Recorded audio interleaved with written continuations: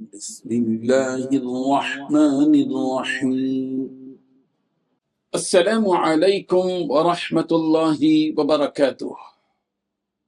پیارے بچوں، Sunday class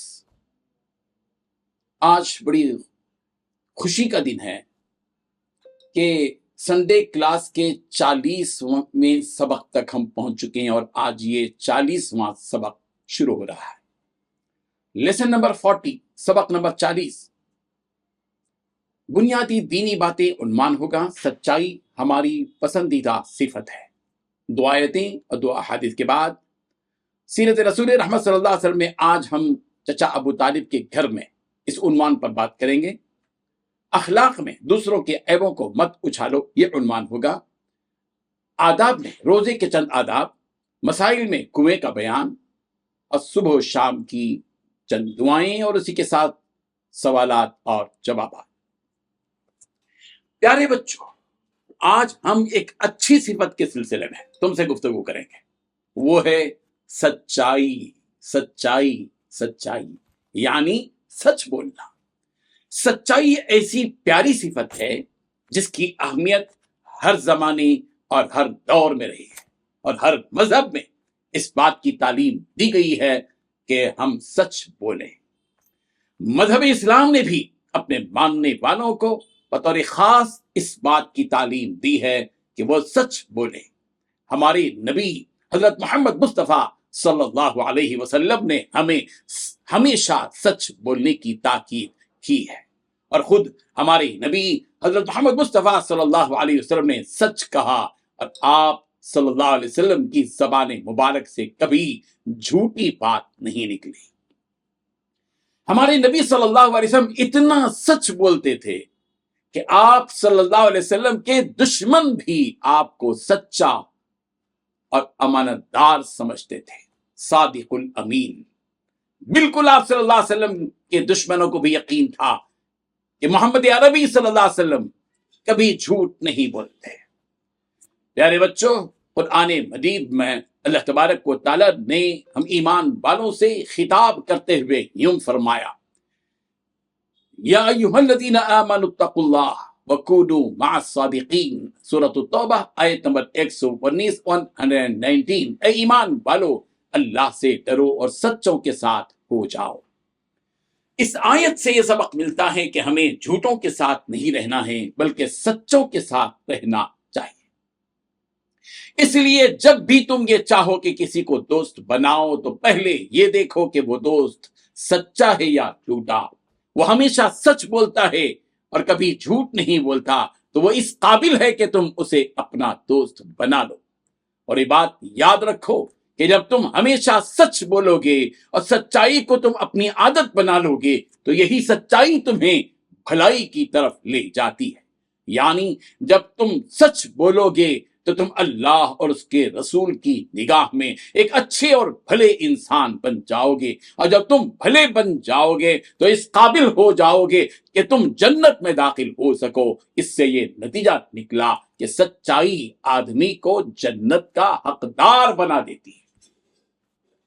آج ہم تم کو ایک اور بات بھی بتانا چاہتے ہیں، وہ یہ کہ اللہ تعالیٰ جو بھی کہتے ہیں وہ سچ کہتے ہیں، اور سچ سے زیادہ سچے تو اللہ تبارک و تعالیٰ ہے۔ اسی لیے قرآن مجید میں یہ بات بتلائی گئی کہ وَمَنْ أَصْدَقُ مِنَ اللَّهِ قِيلًا، اللہ سے بڑھ کر سچ بولنے والا کون ہے؟ سورۃ النساء آیت نمبر 122۔ جب اللہ تعالیٰ سچ ہی بولتے ہیں اور تم اسی اللہ کے بندے ہو اور اسی نے تم کو پیدا کیا ہے تو تم بھی یہ عہد کر لو کہ زندگی میں ہمیشہ سچ ہی بولو گے۔ پیارے بچوں، اگر تم دنیا میں سچی زندگی گزارو گے، یعنی ہمیشہ ہر معاملے میں سچ بولو گے، تو تمہاری سچائی کا بدلہ اللہ تعالیٰ تمہیں ضرور عطا فرمائیں گے۔ چنانچہ سورۃ الاحزاب کی آیت نمبر 24 میں رب ذوالجلال نے ارشاد فرمایا، لیجزی اللہ الصادقین بصدقہم، تاکہ اللہ تعالیٰ سچوں کو ان کی سچائی کا بدلہ دے۔ آج ہم تمہیں ایک اور بات بتاتے ہیں۔ اس بات کے بتانے سے پہلے ہم تم سے یہ پوچھنا چاہتے ہیں کہ تم مومن ہو یا نہیں۔ ظاہر ہے کہ تم میں سے ہر ایک یہی کہے گا کہ ہاں میں مومن ہوں۔ جب تم مومن ہو تو تمہارے مومن ہونے کی نشانی اور علامت کیا ہے؟ تمہارے مومن ہونے کی علامت یہ ہے کہ تم سچ بولو۔ یہ بات یاد رکھو کہ ایمان کی بنیادوں میں اہم بنیاد سچائی ہے۔ اگر آدمی سچائی میں مار کھا جائے گا تو اس کا ایمان متاثر ہو جائے گا۔ اس لیے تم اپنے آپ کو اپنی سچائی سے اپنے سچے اور پکے مسلمان ہونے کا ثبوت پیش کرو۔ پیارے بچوں، اگر تم دنیا میں سچائی کو اختیار کرو گے تو تمہاری یہ سچائی تمہیں قیامت کے دن فائدہ پہنچائے گی۔ سورۃ المائدہ کی آیت نمبر 119 میں رب ذوالجلال نے یہی بات ارشاد فرمائی، یوم ینفع الصادقین صدقہم لہم جنات تجری من تحتها الانہار۔ یہ قیامت کا دن وہ دن ہے جس میں سچوں کو ان کی سچائی نفع دے گی۔ ان کے لیے ایسے باغات ہیں جن کے نیچے نہریں بہ رہی ہیں۔ پیارے بچوں، ایک اچھے اور سچے انسان ہونے کی علامت یہ ہے کہ وہ ظاہر میں بھی سچا ہو اور باطن میں بھی سچا ہو، سب کے ساتھ رہ کر بھی سچا ہو اور تنہائی میں بھی سچا ہو، گھر کے افراد کے درمیان میں بھی سچا ہو، دوست و احباب کے درمیان میں بھی سچا ہو، مسجد میں بھی سچا ہو، مدرسہ اور اسکول اور مکتب میں بھی سچا ہو، کسی چیز کو خریدتے ہوئے بھی سچا ہو اور کسی چیز کو بیچتے ہوئے بھی سچا ہو، استاد سے بات کرتے ہوئے بھی سچا ہو، ماں باپ سے گفتگو میں بھی سچا ہو۔ مسلمان وہ ہے جس کی زبان سے سچائی اور اچھائی کی مٹھاس اور سچائی اور اچھائی کی موتیاں جھڑنے لگے۔ اور یہ بات بھی یاد رکھو کہ اگر تم کو سچ بولنے میں مزہ آ رہا ہو تو سمجھ جاؤ کہ تم واقعی سچے اور پکے مومن و مسلمان ہو، اور اگر تم کو جھوٹ بولنے میں تکلیف ہو رہی ہو، دل میں پر شاخ گزر رہا ہو اور جھوٹ بولنے کی وجہ سے تم غمگین ہو جاتے ہو، تو خوشخبری ہے تمہارے لیے کہ تم واقعی سچے اور پکے مسلمان ہو۔ اس لیے کہ پیارے پیغمبر حضرت محمد عربی صلی اللہ علیہ وسلم نے ارشاد فرمایا، اذا سرتک حسنتک وساءتک سیئتک فانت مومن۔ اگر تیری نیکی تجھ کو خوش کر دے اور تیرا گناہ تجھ کو غم زدہ کر دے تو واقعی مومن ہے۔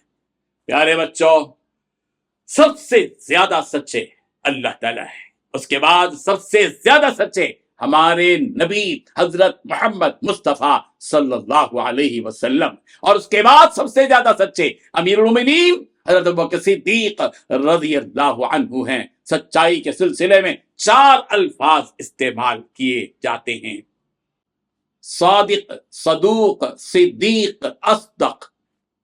صادق، صدوق، صدیق اور اصدق۔ اصدق کے معنی، صدوق کے معنی کیا کیا ہیں؟ کیا فرق ہے؟ صدوق، صادق، اصدق، یہ 4 الفاظ، ان 4 الفاظ میں جو لفظ حضرت ابوبکر صدیق رضی اللہ عنہ کو ملا ہے وہ لفظ صدیق ہے، یعنی بہت ہی زیادہ سچے۔ حضرت ابوبکر صدیق رضی اللہ عنہ کو صدیقیت کا مقام نصیب ہوا، اس لیے کہ انہوں نے ہمارے نبی صلی اللہ علیہ وسلم کو اس وقت سچا تسلیم کیا جب مکے کے سارے لوگ آپ صلی اللہ علیہ وسلم کو جھوٹا سمجھ رہے تھے اور آپ صلی اللہ علیہ وسلم کو جھٹلا رہے تھے۔ سب سے پہلے ہمارے نبی صلی اللہ علیہ وسلم پر ایمان لانے والے حضرت ابوبکر صدیق رضی اللہ عنہ تھے۔ پیارے بچوں، ہمارے نبی صلی اللہ علیہ وسلم نے ارشاد فرمایا کہ تم سچائی کو اپنے اوپر لازم کر لو، اس لیے کہ تم آج اس فیصلے کے ساتھ اس مجلس سے اٹھو کہ تم ہمیشہ سچ ہی بولو گے اور سچ کے سوا کچھ نہیں بولو گے۔ ہمارے نبی صلی اللہ علیہ وسلم نے اتنا سچ کہا کہ آپ علیہ الصلوۃ والتسلیم کی سچائی کی وجہ سے آپ صلی اللہ علیہ وسلم کو الصادق کا خطاب دیا گیا۔ بچوں، تم بھی اپنی سچائی کے ذریعے لوگوں میں اپنا مقام پیدا کرو۔ اسی عنوان کے بعد 2 آیتیں اور 2 حدیثیں پیش ہیں، اور سب سے پہلی آیت ہے سورہ محمد کی آیت نمبر 19 رب ذوالجلال نے ارشاد فرمایا، وَاسْتَغْفِرْ لِذَنبِكَ، اپنے قصور پر بخشش کی دعا مانگتے رہیے۔ ہم سے کوئی نہ کوئی غلطی یا کوئی چھوٹا یا بڑا گناہ ہو جاتا ہے، اس لیے ہم کو چاہیے کہ ہم ہمیشہ اپنے رب سے اپنے قصوروں پر بخشش کی دعا مانگتے رہیں۔ دوسری آیت سورۃ نور کی ہے اور آیت نمبر 31 رب ذوالجلال نے ارشاد فرمایا وَتُوبُوا إِلَى اللَّهِ جَمِيعًا أَيُّهَا الْمُؤْمِنُونَ، اے ایمان والو تم سب اللہ کے سامنے توبہ کر۔ اللہ تعالیٰ سارے ایمان والوں سے خطاب کرتے ہوئے فرما رہے ہیں کہ تم سب اللہ کے سامنے توبہ کرو۔ ہمارا کام یہ ہے کہ ہم اللہ تعالیٰ سے گر گڑا کر توبہ و استغفار کرتے رہیں۔ دو حدیثیں، پہلی حدیث مسلم کی روایت ہے، نبی رحمت حضرت محمد مصطفیٰ صلی اللہ علیہ وسلم نے ارشاد فرمایا من غش فلیس منا، جس نے دھوکہ دیا وہ ہم میں سے نہیں ہے۔ دین اسلام اپنے ماننے والوں کو اس بات سے روکتا ہے کہ وہ کسی کو دھوکہ دے۔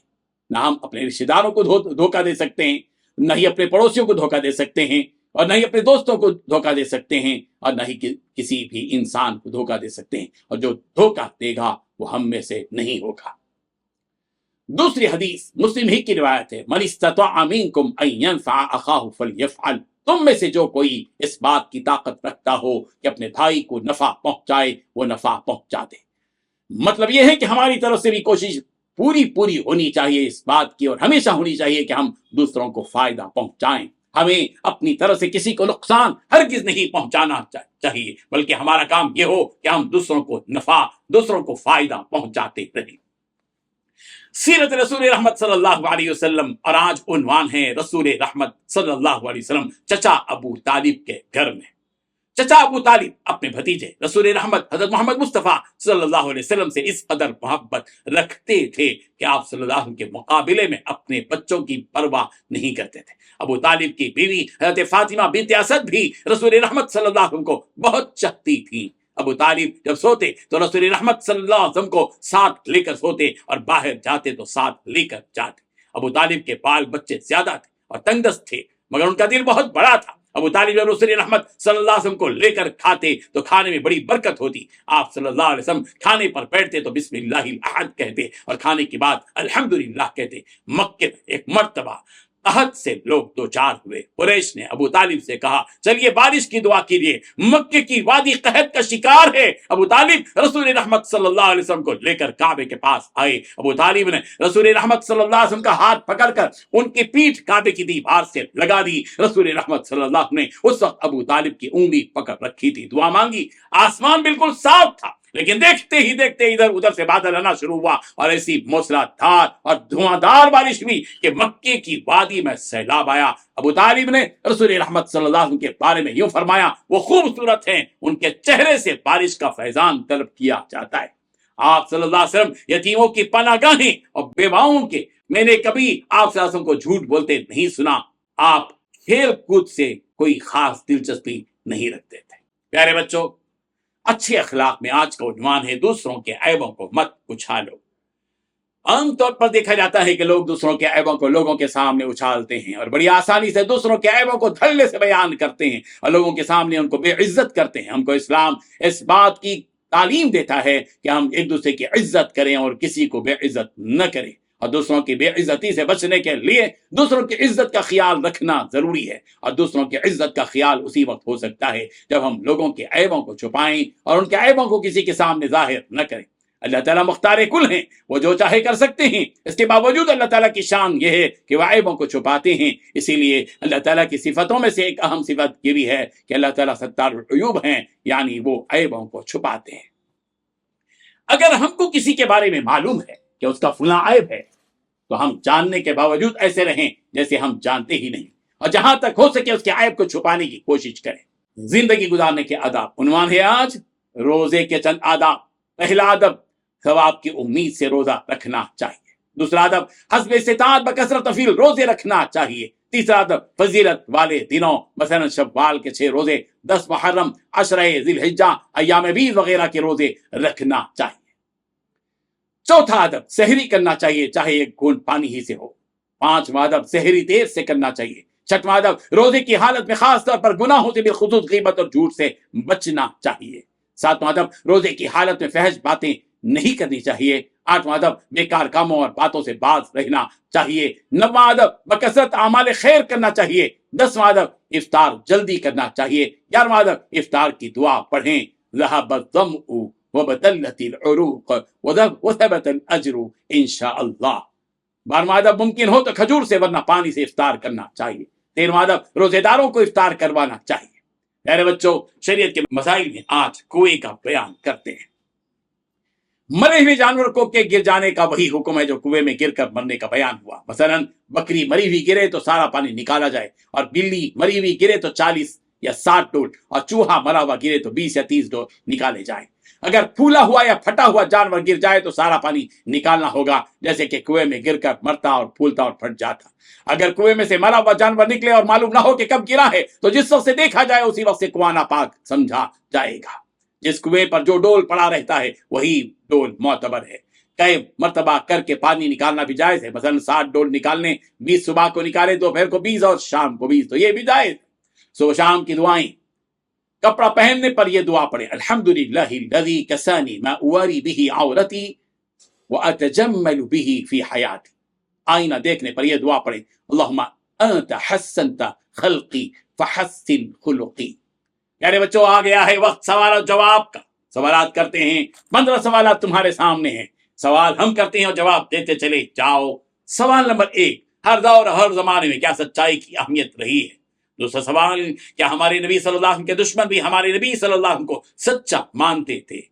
تیسرا سوال، وہ 4 الفاظ کیا ہیں جو سچائی کے لیے استعمال ہوتے ہیں؟ چوتھا سوال، حضرت بکر صدیق رضی اللہ عنہ کے ساتھ سچائی سے متعلق کون سا لفظ لگایا جاتا ہے؟ پانچواں سوال، تم سچائی کو اپنے اوپر لازم کر لو، یہ بات کس نے کہی؟ چھٹواں سوال، ہمارے نبی صلی اللہ علیہ وسلم کی سچائی کی وجہ سے لوگ آپ صلی اللہ علیہ وسلم کو کیا کہتے تھے؟ ساتواں سوال، تاکہ سچوں کو ان کی سچائی کا بدلہ دے، یہ بات کس صورت میں بتلائی گئی ہے؟ آٹھواں سوال، ومن اصدق من اللہ قیلا کا معنی کیا ہے؟ نواں سوال، اس دن سچوں کو ان کی سچائی نفع دے گی، یہ کس صورت میں ہے؟ 10واں سوال، مومن ہونے کی علامت کیا ہے؟ 11واں سوال، واستغفر لذنبک کے کیا معنی ہیں؟ 12واں سوال، کیا اسلام میں دھوکہ دینے کی اجازت ہے؟ 13واں سوال، ابو طالب کی بیوی کا نام کیا ہے؟ 14واں سوال، مکے کی وادی میں قحط پڑا تو ابو طالب نے کیا کہا؟ 15واں سوال اور آخری سوال، روزے سے متعلق 5 آداب بتلائیے۔ پیارے بچوں، اسی کے ساتھ آج کا یہ سبق ختم ہوتا ہے، سبق نمبر 40، لیسن نمبر 40، اور چلتے ہیں ہم، اگلے اتوار ملاقات ہوگی۔